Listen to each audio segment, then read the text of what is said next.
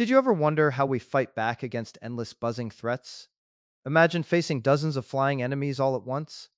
That's exactly what our guest helps us understand today. We get inside cutting edge counter drone technology right now. It starts with some really wild early tests. Think about people actually rigging old microwave ovens to see what happens to drones. Those humble beginnings show how scrappy innovation can become something huge.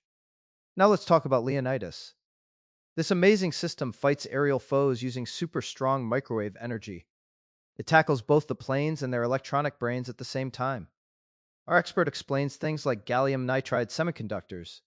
They're game changers, letting signals amplify way past normal limits. Also note that basic jamming uses quick bursts of power, but messing with living things takes totally different kinds of consistent strength. This incredible company started just before world lockdowns hit hard. Most of the heavy lifting happened while everyone stayed home indoors. Their first big idea wasn't just killing drones, though. The aim was bigger originally. They wanted to make serious electromagnetic noise generally. And guess what? Some brilliant minds saw this drone flood coming ages ago. They predicted this aerial rush long before anyone else noticed it happening. Remember that Leonidas isn't just one gadget sitting in a box.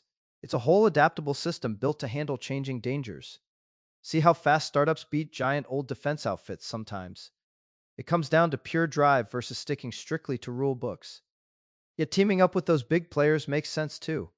It lets fresh ideas travel the globe easily. Modern battles look like death by 1,000 paper cuts lately.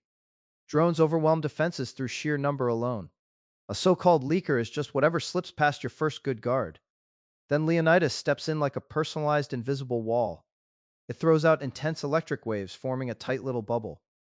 Strangely enough, regular folks walking nearby stay totally unharmed. Its sensing uses radar's optics and heat signatures together, so detection covers miles ahead of actual shooting distance.